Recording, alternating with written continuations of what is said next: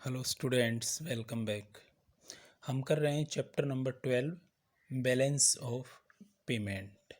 आज का हमारा टॉपिक है components of balance of payment. There are two main components of balance of payment. It means all transactions in balance of payment can be grouped under two broad categories. First, current account,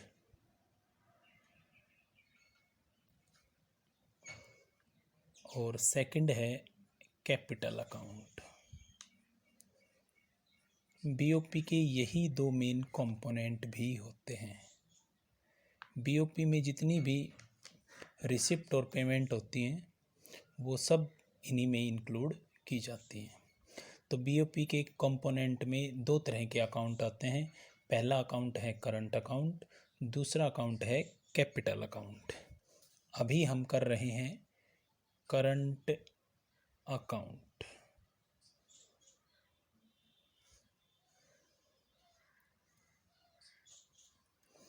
current account में क्या होता है?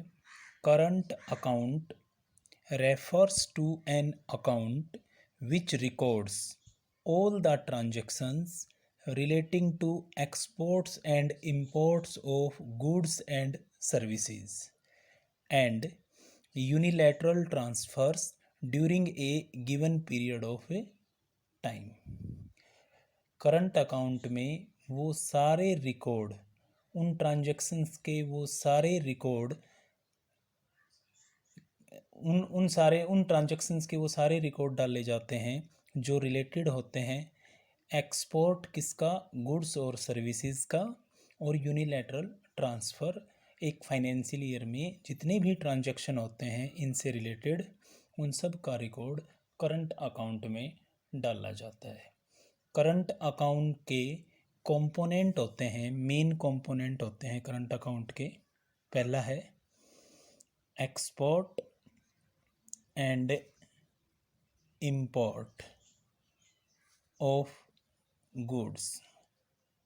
Goods का मतलब है physical goods, मतलब visible items.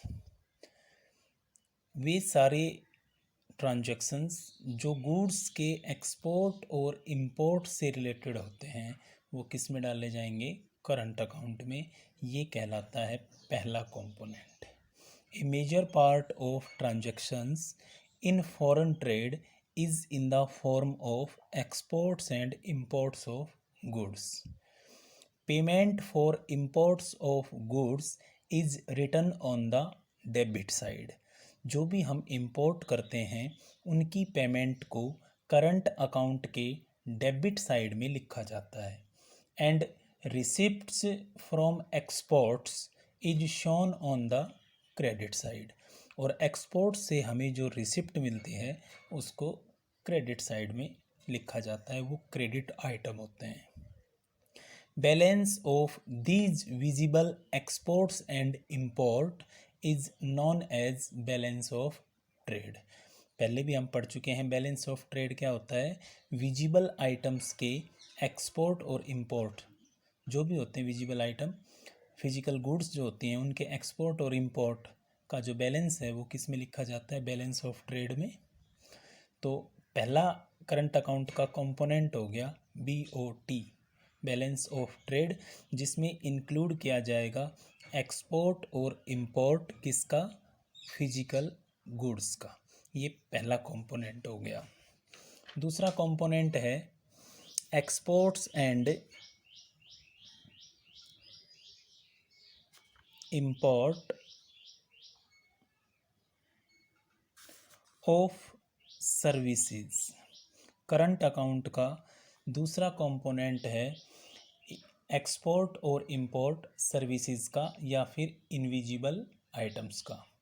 It includes a large variety of non factor services non as invisible items sold and purchased by the residents of a country to and from the rest of world. वे सारी services जो दी जाती हैं rest of world को या फिर rest of world से ली जाती हैं, उन सब का रिकॉर्ड इसमें डाला जाता है करंट अकाउंट के दूसरे कंपोनेंट, जिसको हम कहते हैं export and import of services में। Payments are either received or made to the other countries for the use of these services. जो पेमेंट होती है वो जो हम सर्विस लेते हैं रेस्ट ऑफ वर्ल्ड से, वो उनके लिए हम पेमेंट करते हैं, और जो सर्विसेज हम रेस्ट ऑफ वर्ल्ड को देते हैं उनसे हम रिसिप्ट लेते हैं। जो रिसिप्ट्स लेते हैं वो करंट अकाउंट में पॉजिटिव साइड में लिखी जाती हैं। जो पेमेंट देते हैं रेस्ट ऑफ वर्ल्ड को, वो नेगेटिव साइड में लिखी जाती है। तीसरा कंपोनेंट होता है इसका unilateral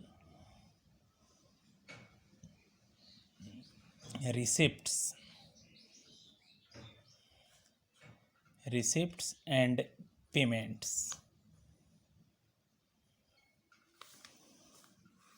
to and from abroad।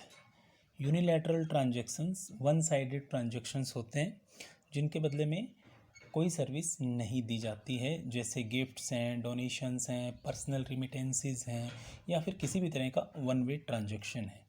In one way transactions के थ्रू जो हमें रिसिप्ट मिलती है उसको हम करंट अकाउंट के क्रेडिट साइड में लिखेंगे, और जो हम पेमेंट करते हैं वो करंट अकाउंट के डेबिट साइड में लिखी जाती है।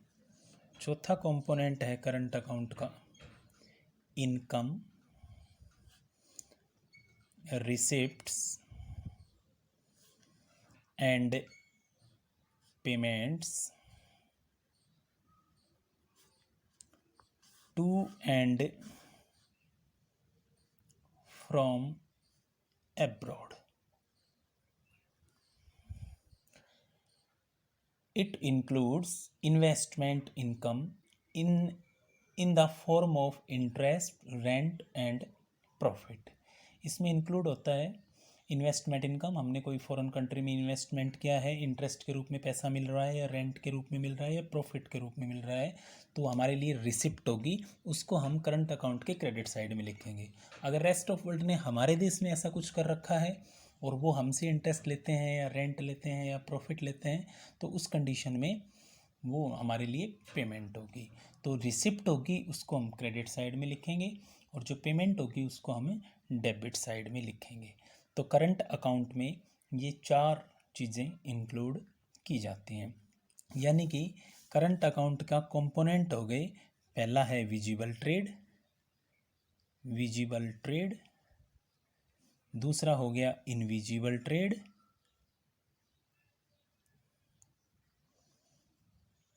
तीसरा हो गया यूनिलैटरल ट्रांसफर्स,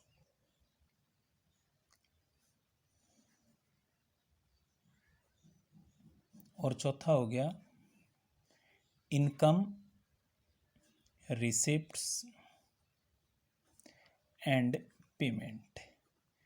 इन चारों को हम करंट अकाउंट के कंपोनेंट भी करते हैं। विजिबल आइटम्स में, विजिबल ट्रेड में हम फिजिकल गुड्स लेते हैं, उनके अगर हमने गुड्स इंपोर्ट की हैं तो उनको डेबिट साइड में लिखेंगे, एक्सपोर्ट की है तो उनको क्रेडिट साइड में लिखेंगे। इसी तरह इनविजिबल ट्रेड में हम सर्विसेज को इंक्लूड करते हैं, अगर हमने सर्विसेज इंपोर्ट की हैं तो डेबिट साइड में, और अगर एक्सपोर्ट की हैं तो वो क्रेडिट साइड में लिखी जाती हैं। इसी तरह ट्रांसफ़र पेमेंट में हमने पेमेंट किया है तब तो वो डेबिट साइड में लिखा जाएगा, हमें अगर रिसिप्ट मिली है तो वो क्रेडिट साइड में लिखा जाएगा। इसी तरह से हमने इनकम रिसिप्ट की है तो वो क्रेडिट साइड में जाएगी, पेमेंट की है तो वो डेबिट साइड में जाएगी। तो बीओपी के दो कंपोनेंट होते हैं, पहला कंपोनेंट है करंट अकाउंट, दूसरा कंपोनेंट है कैपिटल अकाउंट। करंट अकाउंट हम पढ़ रहे हैं। करंट अकाउंट क्या होता है? Current account refers to an account which records all the transactions relating to exports and imports of goods and services, unilateral transfers during a given period of time, और साथ साथ में वो इनकम जो हमने इंटरेस्ट, प्रॉफिट इनके रूप में रेस्ट ऑफ वर्ल्ड को दी है या लिया है वो भी इसमें इंक्लूड किया जाता है। इस करंट अकाउंट के ये चार कंपोनेंट होते हैं। चारों कंपोनेंट से हमें अगर रिसिप्ट मिलती है तो वो क्रेडिट साइड में जाती है, अगर हम पेमेंट करते हैं तो वो डेबिट साइड में चली जाती है। अब बीओपी का दूसरा अकाउंट है कैपिटल अकाउंट। दूसरा कंपोनेंट है बीओपी का कैपिटल अकाउंट। कैपिटल अकाउंट क्या होता है? Capital account of BOP records all those transactions between the residents of a country and the rest of world which cause a change in the assets or liabilities of the residents of the country or its government। BOP के capital account में उन सारी transactions को record किया जाता है जिनसे एक देश के रेजिडेंट्स या उसकी गवर्नमेंट के एसेट्स और लाइबिलिटीज चेंज हो जाएं। चेंज होने का मतलब है या तो एसेट्स बढ़ जाएं या घट जाएं, या लाइबिलिटीज़ बढ़ जाएं या लाइबिलिटीज़ घट जाएं। तो वे सारे ट्रांजैक्शंस जो एक देश के रेजिडेंट्स और उस देश की गवर्नमेंट के एसेट्स और लाइबिलिटीज़ को चेंज कर दे, ऐसे सारे ट्रांजैक्शन हम कैपिटल अकाउंट में रिकॉर्ड करते हैं। कैपिटल अकाउंट के कंपोनेंट होते हैं 3 कंपोनेंट्स ऑफ कैपिटल अकाउंट। पहला कंपोनेंट है कैपिटल अकाउंट का borrowing and lending to and from abroad. Borrowing और लेंडिंग से मतलब होता है all transactions relating to borrowings from abroad by private sector, government etcetera. वे सारी ट्रांजैक्शंस बोरोइंग में जो हमने हमारे प्राइवेट सेक्टर या गवर्नमेंट या किसी और ने उधार लिया है रेस्ट ऑफ वर्ल्ड से। Receipts of such loan and repayments of loan by foreigners are recorded on the positive side.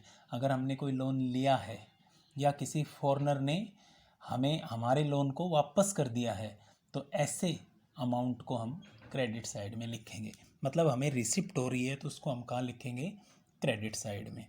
All transactions of lending to abroad, अगर हमने एब्रॉड में उधार दिया है, चाहे प्राइवेट सेक्टर दो हमारा चाहे गवर्नमेंट दो, उसको हम लिखेंगे किसमें? नेगेटिव साइड यानी कि डेबिट साइड में। इसके बाद में है investment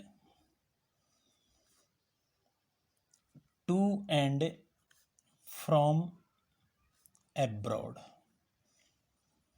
it includes investment by rest of the world in shares of Indian companies, real estate in India etcetera. Such investments from abroad are recorded on positive side as they bring in foreign exchange। अगर कोई foreigner company हमारे यहाँ investment करती है तो उससे हमारे पास foreign exchange आता है, इसलिए हमारे यहाँ जो इन्वेस्टमेंट होता है उसको हम क्रेडिट साइड में लिखते हैं। और हम अगर फॉरेन में इन्वेस्टमेंट करते हैं तो उससे हमारे पास जो स्टॉक होता है फॉरेन एक्सचेंज का वो कम होता है, इसलिए हम उसको डेबिट साइड में लिखते हैं। तीसरा है change in foreign exchange reserves.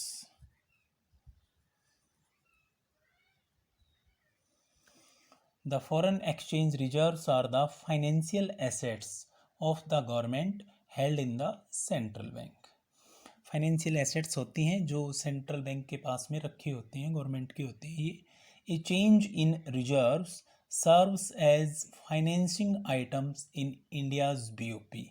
जो रिजर्व में चेंज होता है वो फाइनेंसिंग आइटम होता है इंडिया के बीओपी भी। So any withdrawal from the reserves is recorded on the positive side.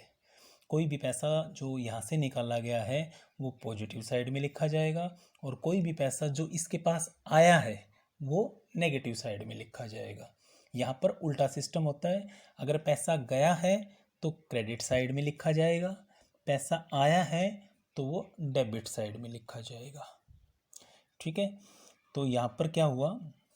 Capital account के ये 3 कंपोनेंट हो गए, बोरोइंग एंड लेंडिंग, दूसरा है investment to and from, change in foreign exchange reserve. वो सारे के सारे ट्रांजैक्शंस जिनसे फॉरेन एक्सचेंज हमारे पास आए, चाहे वो किसी भी रूप में आए, वो तो क्रेडिट लिखा जाएगा, और बाकी जाए तो कोई भी ट्रांजैक्शन हो, अगर पैसा जा रहा है तो वो डेबिट साइड में लिखा जाएगा। तो ये हैं बीओपी के दो कंपोनेंट या दो अकाउंट, पहला था करंट अकाउंट और दूसरा है कंपोनेंट अकाउंट। तो स्टूडेंट्स, आप इन दोनों अकाउंट्स को पढ़िए, समझने की कोशिश कीजिए। Thank you.